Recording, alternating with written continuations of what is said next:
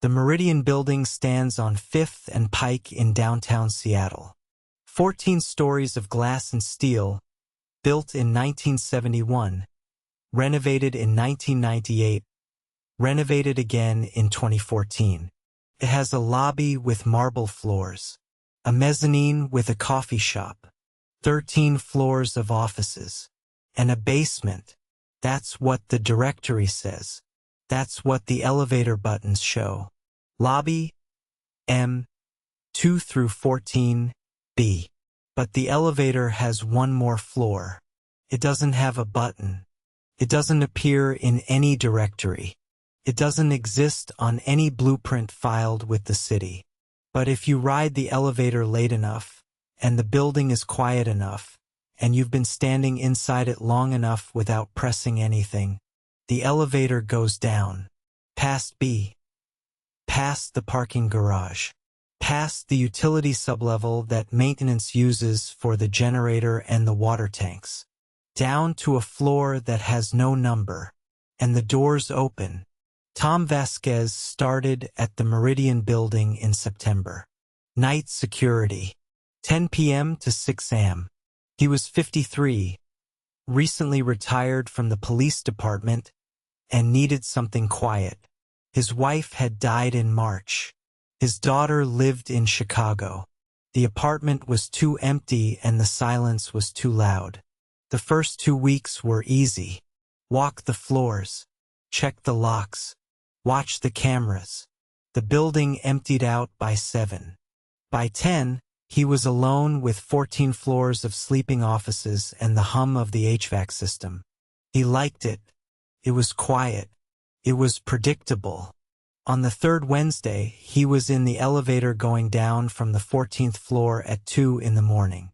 He hadn't pressed any button. He was just riding it down, thinking about nothing, the way you do when you're tired and alone and the building is empty. The elevator passed the lobby. He heard it click. The lobby indicator. But it didn't stop. Kept going down. Tom pressed B. Nothing. He pressed the door open button. Nothing. The elevator descended. He could feel it. Not the normal descent. Something deeper. Slower. Like it was sinking through something thicker than air.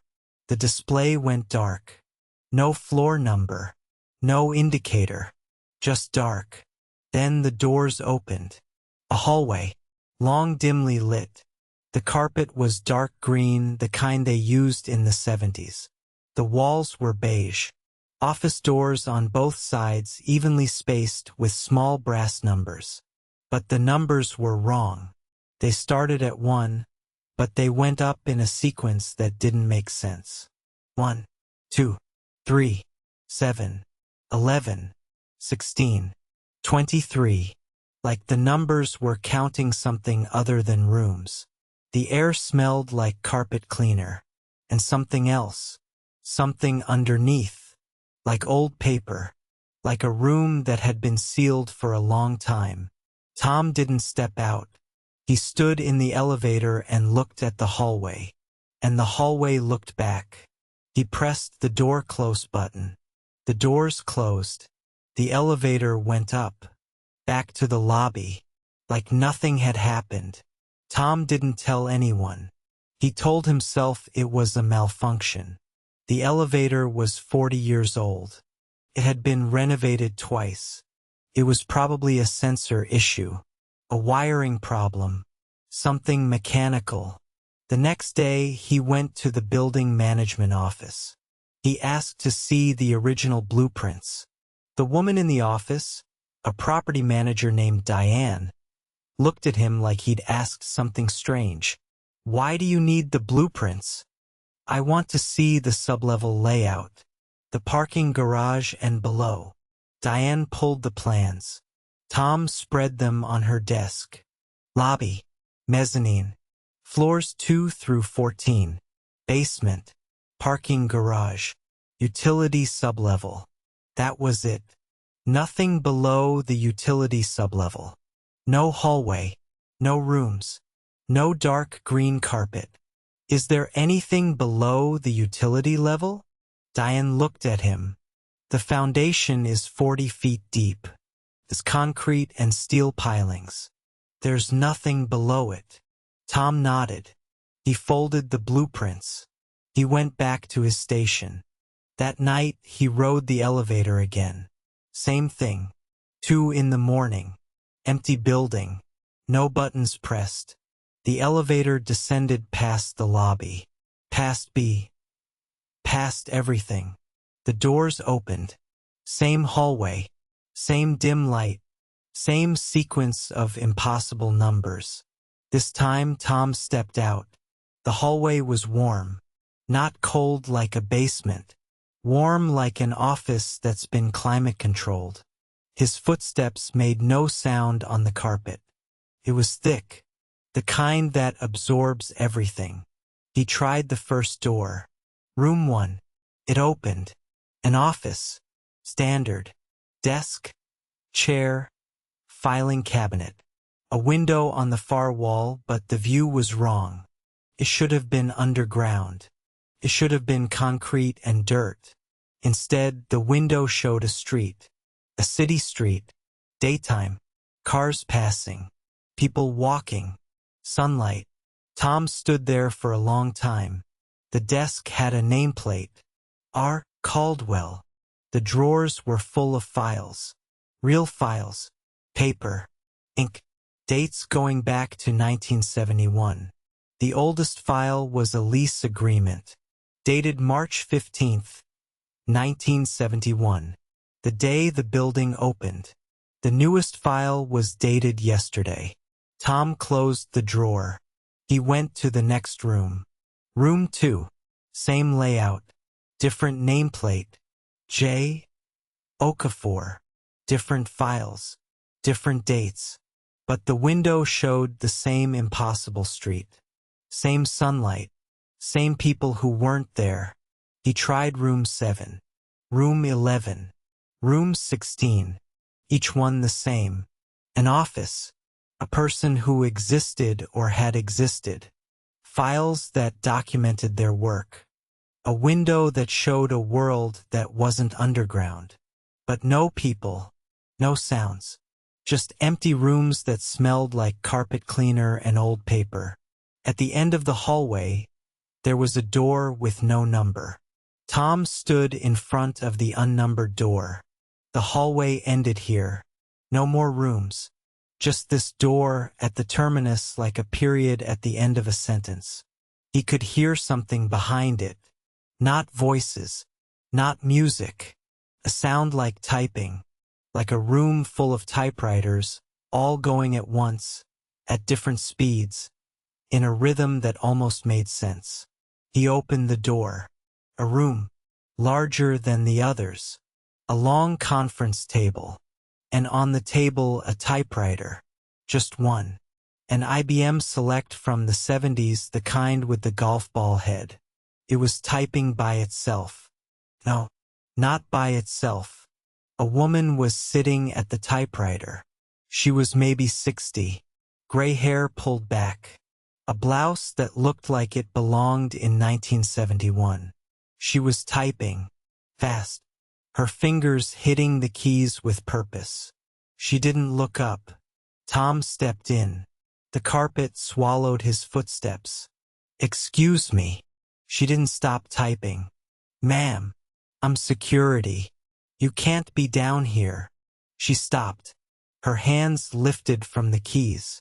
She turned her head. Her face was normal. Average. The kind of face you'd pass on the street and forget. But her eyes were wrong. Not the color. Not the shape. The focus. She was looking at him the way you look at something you've been expecting for a very long time. "You're the night guard." "Yes."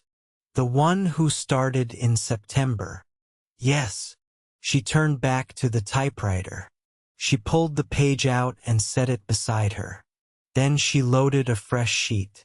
"Sit down, Mr. Vasquez." He didn't sit. "How do you know my name?" She smiled. Not warmly. Not coldly. The way someone smiles when they've been waiting. I know everyone's name who comes to this floor. How many people have been here? She looked at him again.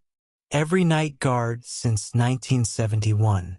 Every one of them finds this floor eventually, usually around the third week, when the building gets quiet enough, when they're alone enough, when they stop pressing buttons and just ride.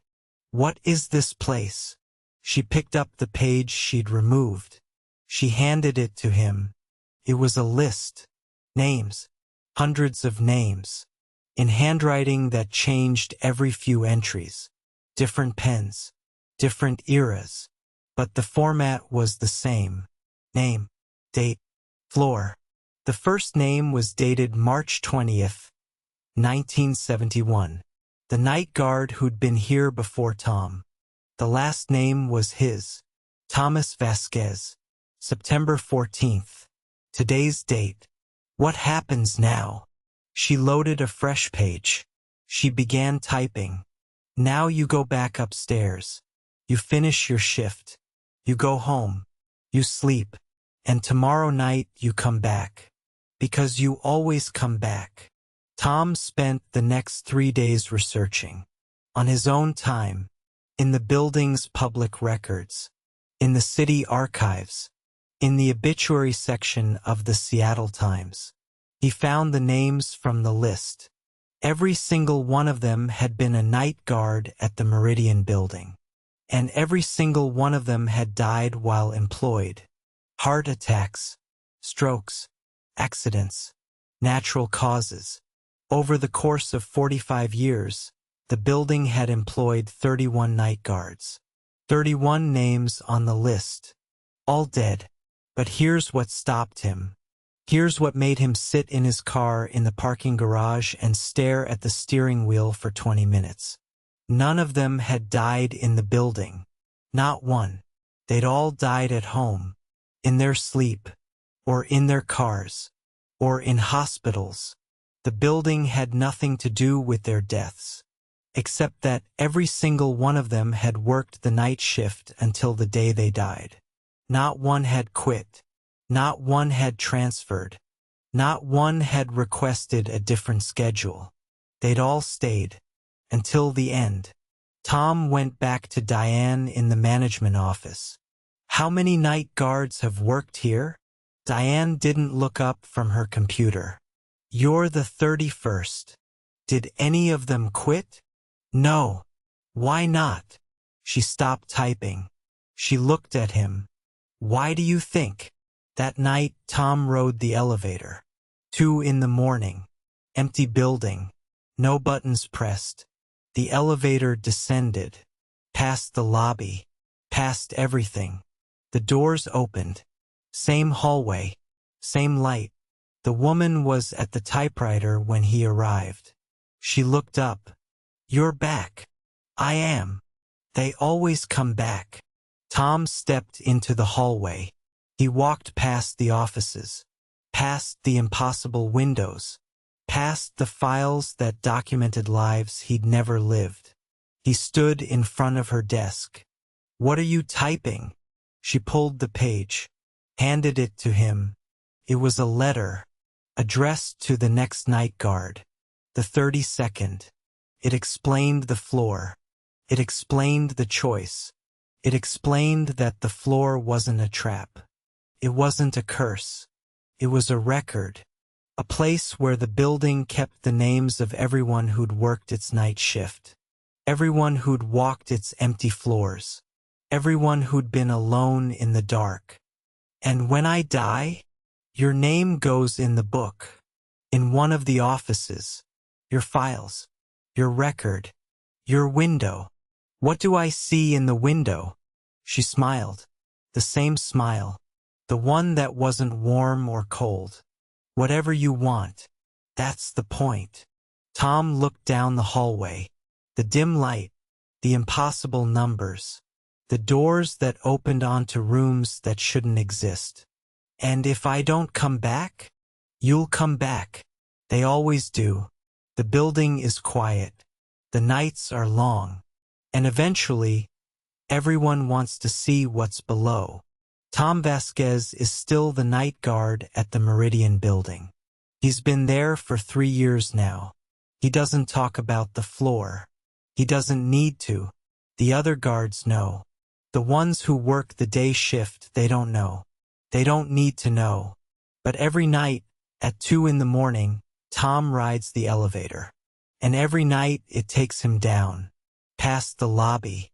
Past the basement. Past everything. And he sits in the room at the end of the hallway. And he watches the woman type. And sometimes, when she needs a new guard for the list, she asks him for a name. He gives her one. And the new guard starts, usually around the 3rd week. When the building gets quiet enough. When they're alone enough. When they stop pressing buttons and just ride. Because the Meridian Building has 14 floors. And a basement,